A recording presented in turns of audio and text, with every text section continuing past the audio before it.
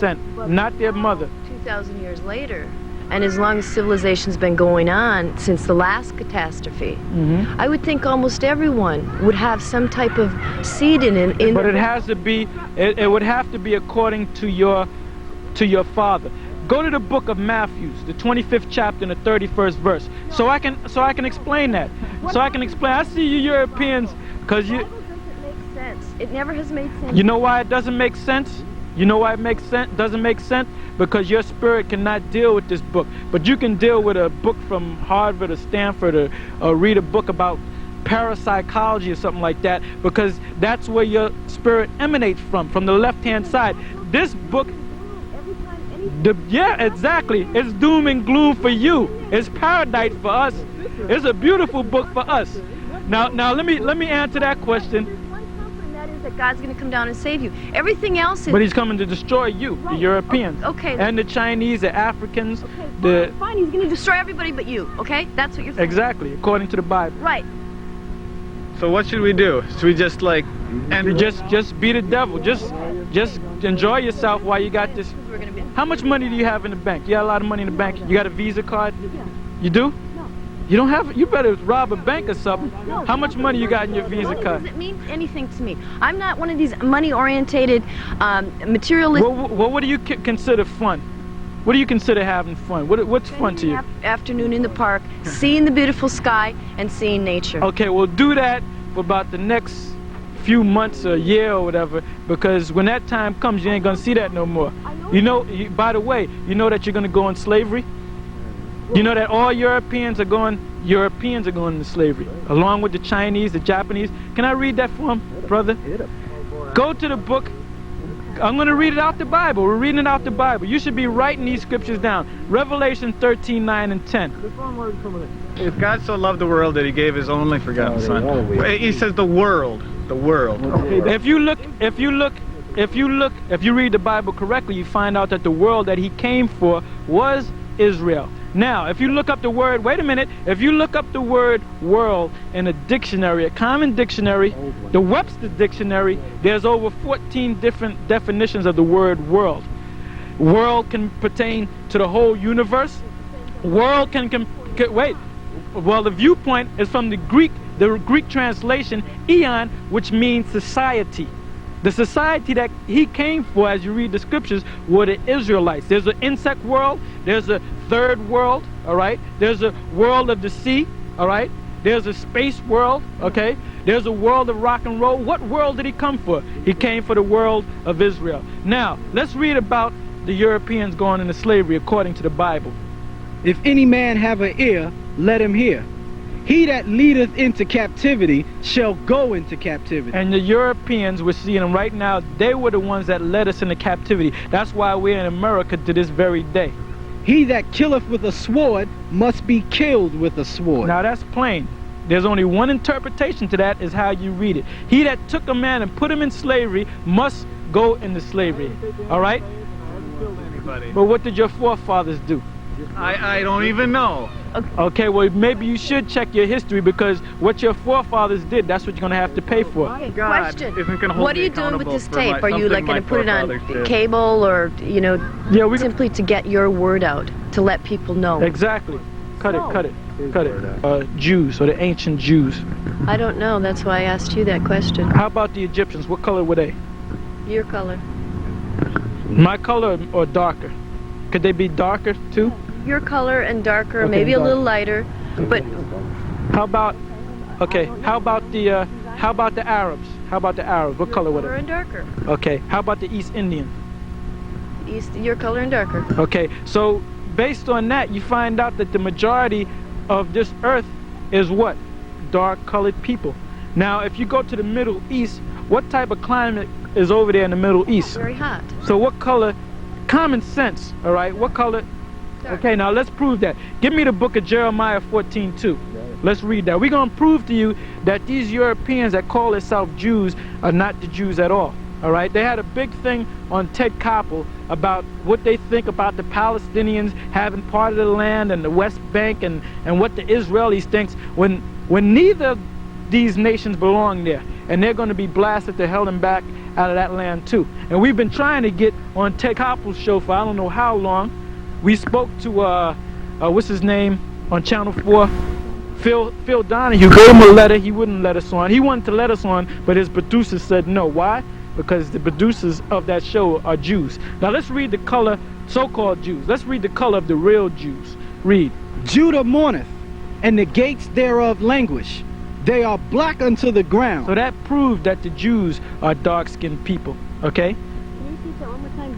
Judah? Judah mourneth, and the gates thereof languish. Which simply means the tribe of Judah is in mourning. They're in mourning to this very day. What is mourning? Living in ghettos, living in slums. The last hire and the first five. The first five. You know the injustice of all. Okay. Yeah. We're out here in the middle of Central Park, and let's walk closer to this. Now it might be funny and strange to you that there's a pyramid that's in the middle of Central Park. Why is there a pyramid in the middle of Central Park? Well, we're going to find out. Let's read the captions on this pyramid and see what it says. But if I didn't tell you, you'd probably think you were in Egypt. This is known as the obelisk. It's originally from Egypt. And as we come closer to the pyramid, we're going to read the caption on the bottom and see if it actually was from Egypt or did someone from New York or America build this pyramid. Let's find out how old this pyramid is, or this obelisk is, and let's read about the origins of the obelisk. It first at Heliopolis, Egypt in 1600 BC. Now this is an old pyramid. It was removed to Alexandria in 12 BC by the Romans, presented by the Khedive of Egypt to the city of New York. It was erected here on February 22nd, 1881 through the generosity of William H. Vanderbilt, which was one of the chief Illuminati members and one of the rich families of the earth. Now, we're going to read something from this book, their symbols and their origins. Let's see what it says about the obelisk. First off, I want to get the picture right here on the book. And if you would notice, the Washington Monument, can we get a close-up of that?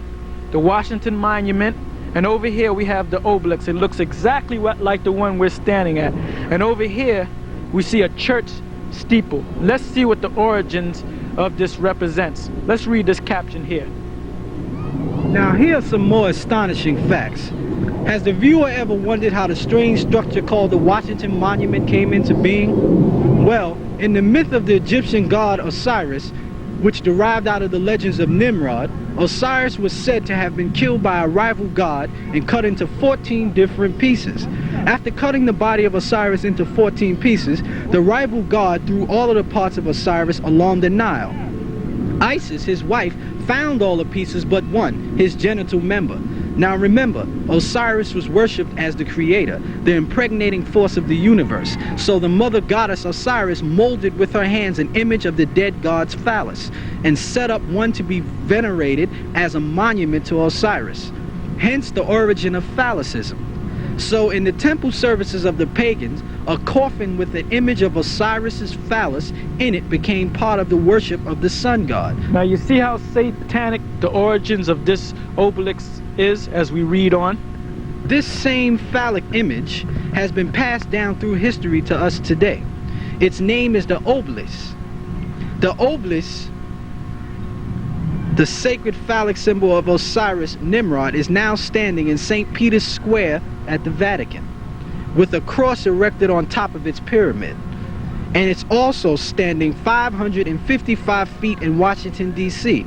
And this is the origin of the church steeple. Right, so as we found out, if you go to Washington, D.C., it's known as a Washington Monument. What it is actually an obelisk from Egypt, all right? Now, as we look at this obelisk right here, we read the caption. Let's read something on the bottom here. It says here, the Horus strong Boo, beloved of Ra, keep in mind the word Ra, the king of Upper and Lower Egypt. User meant Ra, chosen of Ra. Ra, created by the gods, who founded the two lands, the son of Ra, Ramesses, beloved of Amun. Okay? And that we're going to read something out of this book called Satan's Angels Exposed. Now let's see what that says about Ra. As we read before, all the time you see the word or the name Ra, let's see the origins of Ra. First, let me get it here. Okay, it says right here, it says, the worship of the sun, because the obelisk goes back to sun worship, which goes back to Ra, which goes back to Nimrod and Satan. The worship of the sun is not new. Over 3,000 years ago, the Egyptians worshipped the sun, while the Babylonians called the sun Uta. The Egyptians called it Ra. Now let's look at this caption again. Why would it say Ra on the translation of the hieroglyphics? Because that's what they used to worship. Why did a so-called European by the name of Vanderbilt bring it to New York?